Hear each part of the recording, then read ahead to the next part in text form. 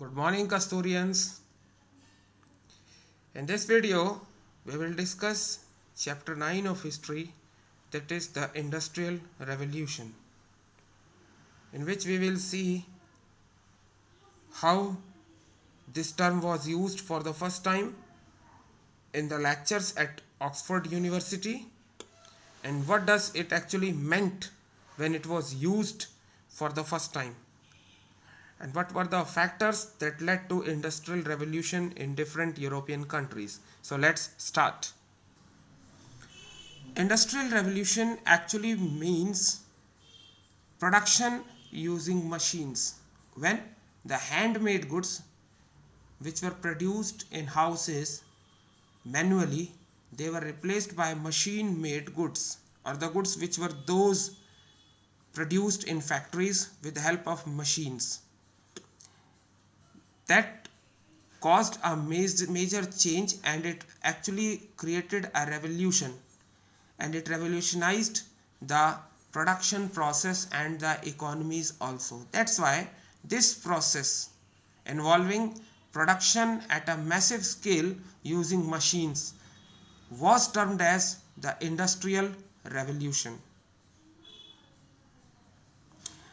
The works of Arnold Toynbee, when he gave his lectures on the Industrial Revolution at Oxford University in England, in his popular addresses, notes and other fragments, he has coined this term. Historians like T.S. Ashton, Paul Mantoux and Eric Hobsbawm, they also used this term Industrial Revolution.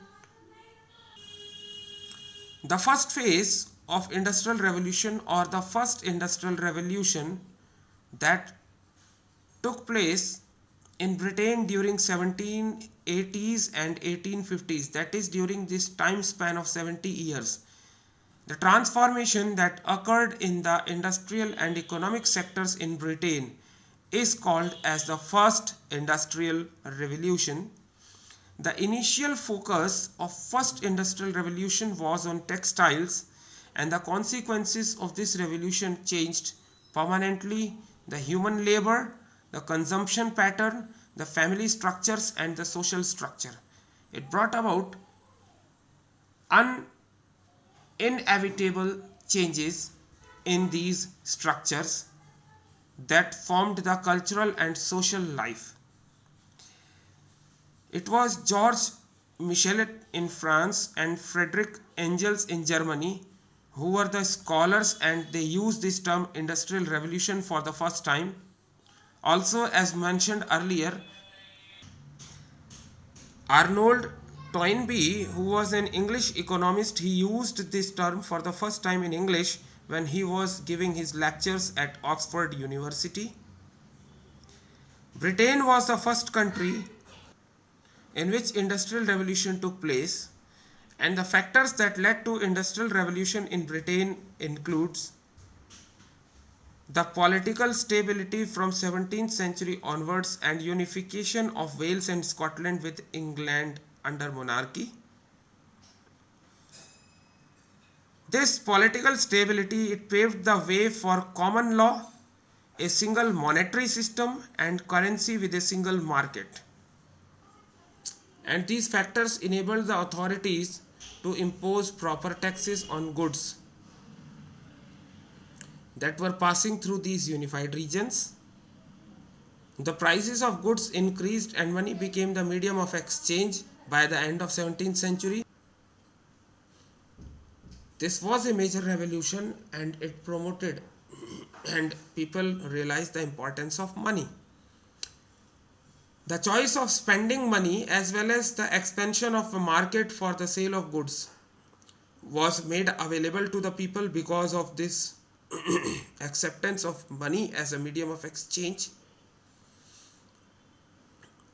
A major economic change that revolutionized agriculture, as agriculture was the major sector for providing the raw materials, and that major change was the agricultural revolution in the 18th century that took place in England.